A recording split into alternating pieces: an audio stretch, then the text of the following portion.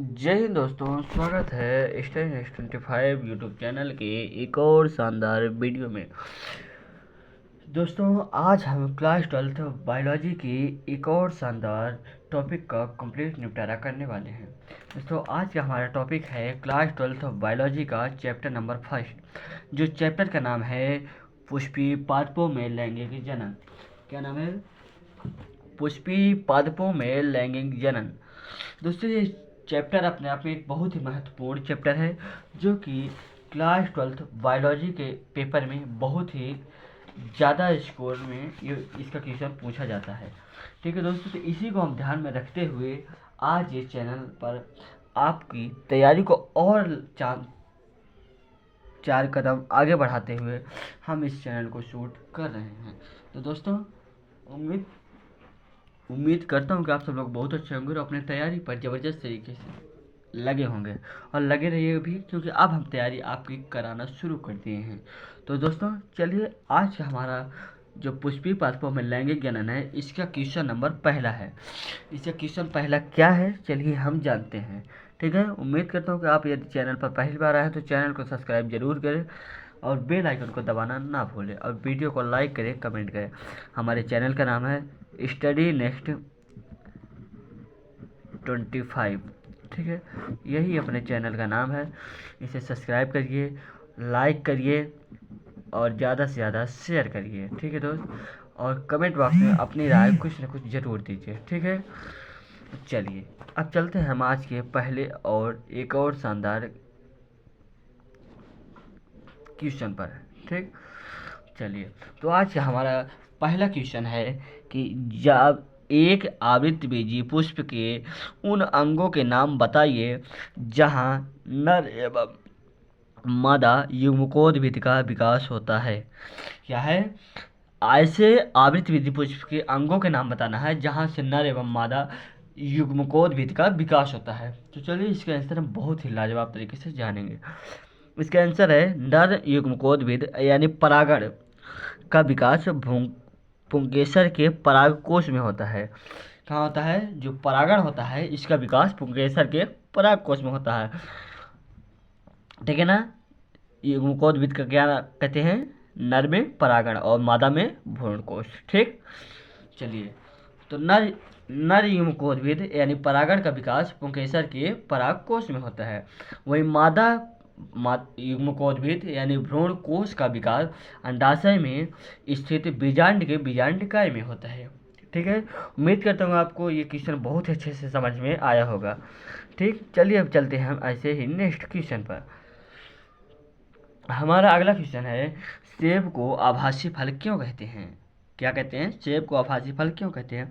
पुष्प का कौन सा भाग फल की रचना करता है? क्या करता है? पुष्प की कौन सा भाग फल की रचना करता है? तो चलिए दोस्तों, हम जानते हैं कि ये आखिर कौन सा भाग है जो पुष्प की रचना करता है, और इसको हम बहुत ही अच्छे से जान रहे हैं। तो दोस्त, हम जानेंगे कि पुष्प का अंडाशय ही निषेचन के बाद फल की रचना करता है। क्या करता है?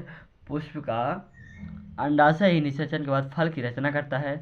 अंडाशय के अतिरिक्त जब अन्य भाग जैसे पुष्पासन, पुष्पक्रम आदि भी फल निर्माण में भाग लेते हैं, तब ऐसे फल आभासी या असत फल कहते हैं। जैसे मतलब आभासी फल को असत फल भी कहा जाता है। ठीक है, तो कभी भी क्वेश्चन में आभासी की जगह में असत आ जाए या आभासी आ जाए, कोई भी आ जाए, तो डाउट नहीं होना है। ठीक, चलिए इसके बारे में थोड़ा सा और जानते हैं, जो कि बहुत ही इंपॉर्टेंट है कि आभासी फल की मेन डिफिनेशन क्या होती है। सेब में पुष्प का पुष्पासन भाग मौसल होकर प्रमुख खाद्य भाग बनाता है, अतः सेब को आभासी फल कहते हैं। इसे ये बताया गया है कि आखिर सेब को ही आभासी फल क्यों कहते हैं। ठीक है, उम्मीद करता हूँ कि और आशा करता हूँ कि अब आपको ये क्वेश्चन समझ में आ ही गया होगा। चलते हैं हम आज के तीसरे क्वेश्चन की ओर। ठीक, चलिए तो आज का हमारा तीसरा क्वेश्चन है, बहुभ्रूणता किसे कहते हैं? क्या बहुभ्रूणता किसे कहते हैं? जो बहुभ्रूणता है, इसे हम जानते हैं सिस्टस जैसे कुछ आवृत बीजियों के बीजों में एक से अधिक भ्रूण उत्पन्न करने की परिघटना जो होती है, उसी ही बहुभ्रूणता कहते हैं। सिस्टस जैसे कुछ आवृतबीजी बीजों के एक से अधिक भ्रूण उत्पन्न करने की परिघटना बहुभ्रूणता कहलाती है। ठीक है, चलिए अब हम जानते हैं नेक्स्ट क्वेश्चन की ओर।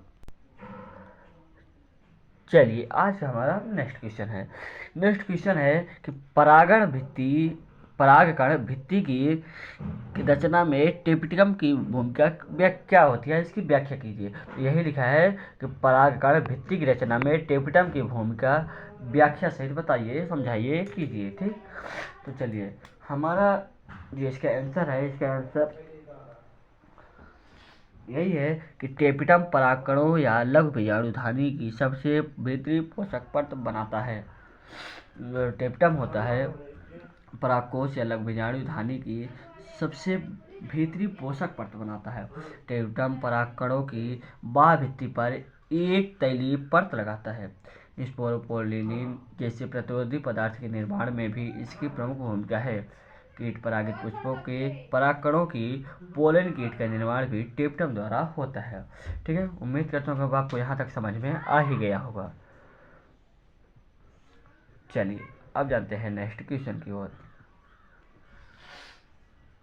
नेक्स्ट क्वेश्चन है असंग जनन क्या है, यानी असंग जनन किसे कहते हैं। तो इसका आंसर है असंग जनन लैंगिक जनन जैसा प्रतीत होने वाला एक प्रकार का लैंगिक जनन है। लैंगिक जनन की नकल करने वाली यह एक ऐसी अलैंगिक विधि है जिसमें युग्मकों के संलयन के बिना ही भ्रूण का निर्माण हो जाता है। ठीक, असंग जनन की प्रक्रिया में बने भ्रूण जनक कोशिका की गुणता के अनुसार अगुणित या द्विगुणित हो सकते हैं। ठीक, बीजांडनिकाय की किसी कोशिका का भ्रूण में परिवर्तन हो जाना भी असंग जनन का उदाहरण है। ठीक, इसे अपस्थानिक भ्रूणता भी कहते हैं। असंग जनन की लक्षण को इस प्रकार को अपस्थानिक भ्रूणता भी कहते हैं। असंग जनन बहुभ्रूणता की स्थिति को भी जन्म देता है। असंग जनन बहुभ्रूणता की स्थिति को भी जन्म देता है। ठीक है, चलिए अब आते हैं आज के नेक्स्ट क्वेश्चन में। हमारा नेक्स्ट क्वेश्चन है अनिषेक फलन किसे कहते हैं। अनिषेक फलन किसे कहते हैं। तो हमारा आंसर है जब पुष्प से बिना निषेचन के ही अंडाशय फल अंडाशय से फल का निर्माण हो जाता है। यह फल का निर्माण होना, ऐसी क्रिया को अनिषेक फलन कहते हैं। जैसे उदाहरण में आप लोग समझ सकते हैं केला, अंगूर, संतरा, ये जो होते हैं ये अंडाशय से फल का निर्माण करते हैं। बिना निषेचन के ही अंडाशय से फल का निर्माण कर देते हैं। ठीक, चलिए जानते हैं नेक्स्ट क्वेश्चन की ओर। आज का नेक्स्ट क्वेश्चन है कि अनिषेक जनन क्या है। अनिषेक जनन क्या है। तो जो अनिषेक जनन है इसे हम कहते हैं बिना निषेचन के ही बीजांड द्वारा अगुणित भ्रूण तथा बीज का विकसित होना अनिषेक जनन कहलाता है। बिना निषेचन के ही बीजांड द्वारा अगुणित भ्रूण तथा बीज का विकसित होना अनिषेक जनन कहलाता है। उदाहरण आलू, धतूरा आदि। ठीक, चलिए चलते हैं नेक्स्ट क्वेश्चन में। तो आज का नेक्स्ट क्वेश्चन है विपुंसन से क्या तात्पर्य है। क्या है विपुंसन से क्या तात्पर्य है। तो इसका आंसर है मादा जनक के पुष्पों से कलिका अवस्था में परागकोशों की चिमटी द्वारा काट कर अलग कर देना ही विपुंसन कहलाता है। जो मादा जनक के पुष्पों से कलिका अवस्था में परागकोशों का चिमटी द्वारा अलग कर देना विपुंसन कहलाता है। ठीक है, एक लिंगी मादा पुष्प से विपुंसन की आवश्यकता नहीं होती। कृत्रिम संस्करण की सफलता हेतु सफल विपुंसक आवश्यक होता है। ठीक है, चलिए अब चलते हैं नेक्स्ट क्वेश्चन की ओर। हमारा नेक्स्ट क्वेश्चन है पुष्पदल से क्या तात्पर्य है या पुष्पदल के क्या कार्य होते हैं।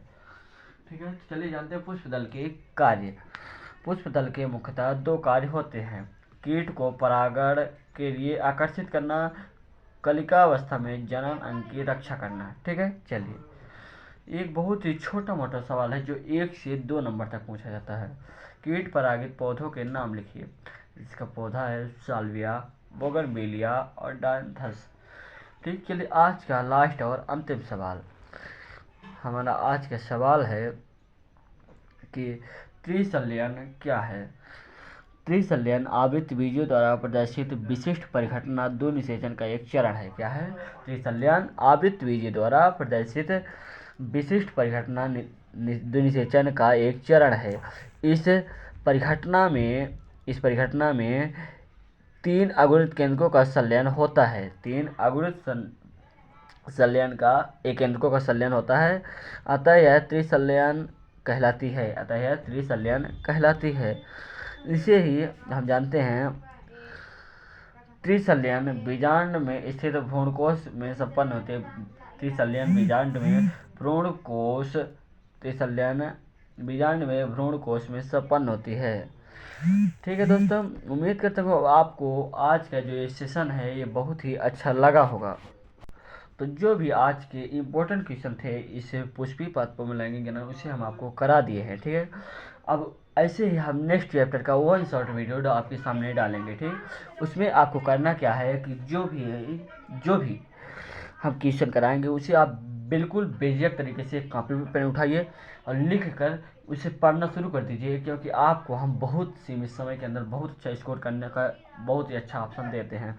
ठीक, उसके बाद आप बिल्कुल पढ़िए, रिवीजन करिए और जाके पेपर फोड़ आइए। ठीक है, और ऐसे ही हम फिजिक्स, केमिस्ट्री का और हिंदी का भी अच्छे से अच्छा क्वेश्चन सेलेक्ट करके आपको देते रहूँगा। ठीक है, उम्मीद करता हूँ कि आप सबको ये वीडियो पसंद आई होगी। तो वीडियो को लाइक करें, जो चैनल पर पहली बार आए चैनल को सब्सक्राइब करें, ज़्यादा से ज़्यादा शेयर करें और कमेंट बॉक्स में अपनी राय जरूर दें। ठीक है, तब तक के लिए धन्यवाद। मिलते हैं फिर एक और नए वीडियो में। जय हिंद, जय भारत।